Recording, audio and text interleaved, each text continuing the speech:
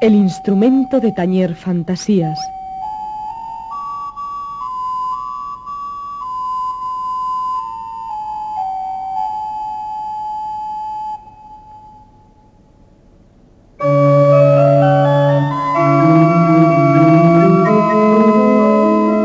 Atendiendo las leyes de la física, un órgano es un complejo de tubos cuya sonoridad se produce al hacer vibrar la columna de aire que encierran en su interior. O mejor, como dijo en el siglo XVII el maestro aragonés Pablo Nasarre, el órgano es el instrumento que, conducido el aire por el arte a la flauta, forma sus sonidos al impulso de las manos.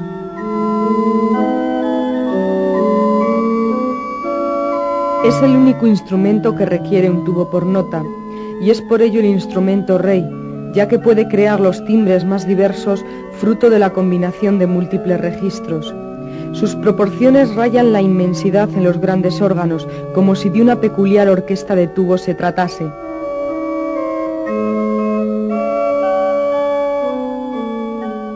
Los tubos de igual naturaleza tímbrica se agrupan en serie.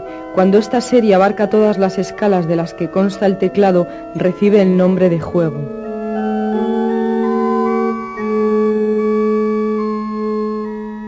Dependiendo de la forma en que vibra el aire dentro de un tubo, tenemos dos grandes grupos. Tubos de embocadura o labiales que emplean el mismo sistema que una flauta, mientras que los tubos de lengüeta suenan al hacer vibrar una lengüeta ligeramente arqueada en su interior.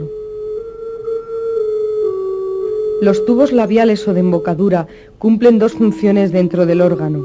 Por un lado forman los juegos indispensables llamados fondos y por el otro sirven para crear juegos cuya función es la de la adjetivación de los fondos. Son juegos de mutación que crean gran diversidad de mixturas sonoras y que definen en gran medida la personalidad de cada órgano.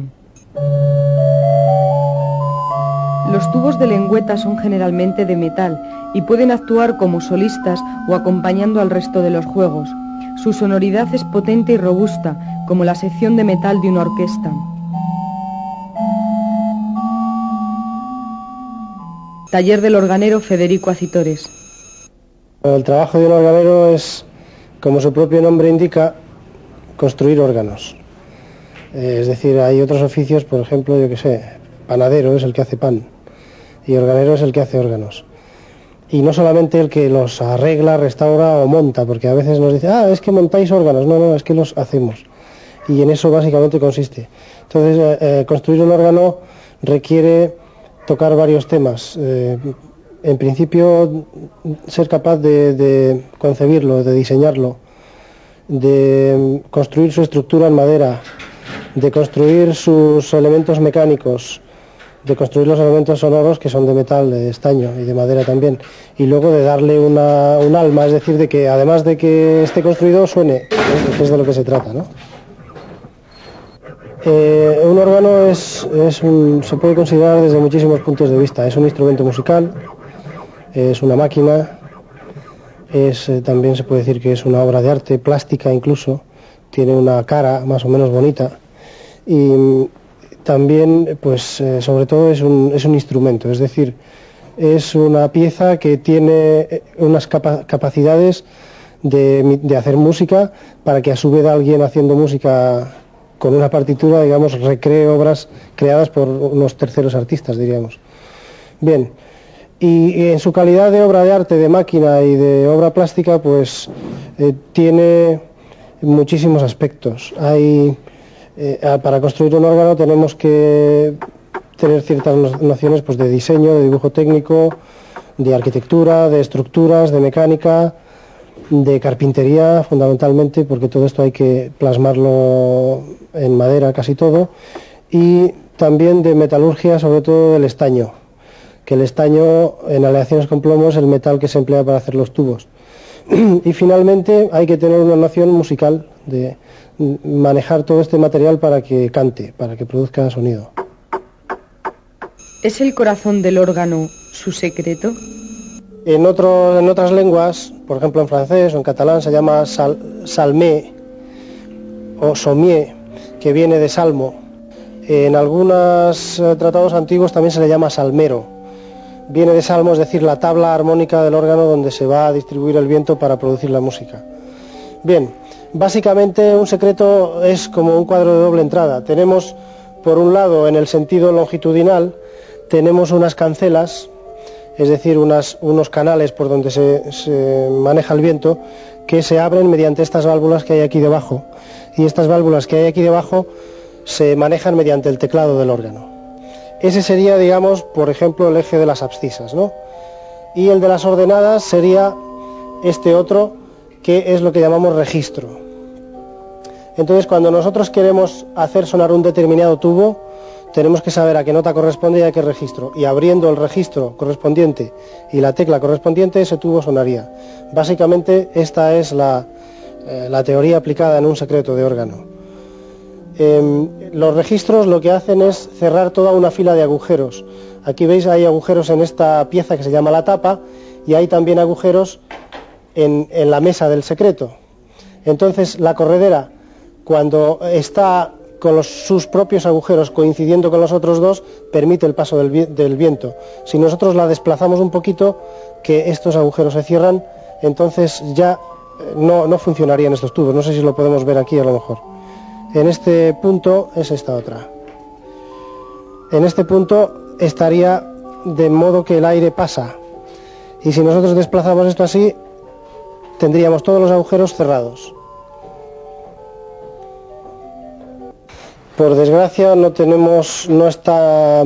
está oficializado ni establecido el aprendizaje de la organería.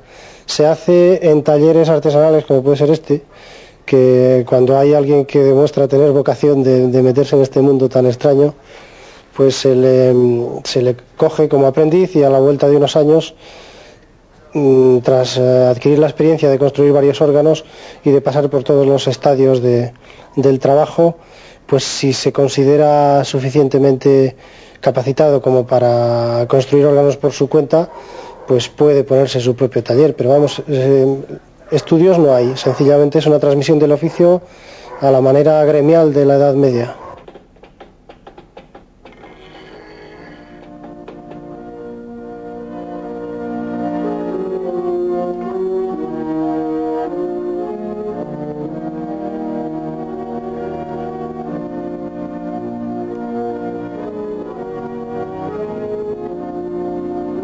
Luis Balmacho e hijo, organeros, encargados del mantenimiento y restauración de los órganos montados y restaurados por Organería Española, empresa ya desaparecida que durante los años 40, 50 y 60 instaló y restauró órganos en muy diversos puntos de España.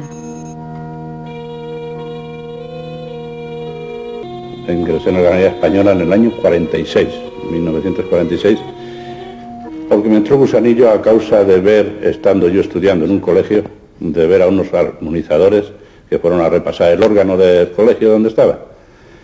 Entonces, a no valer para estudios porque no asimilaba, entré en Organería Española en el año 46 con la intención de ser armonizador, dentro de los oficios que abarca este complejo de organero, ¿no?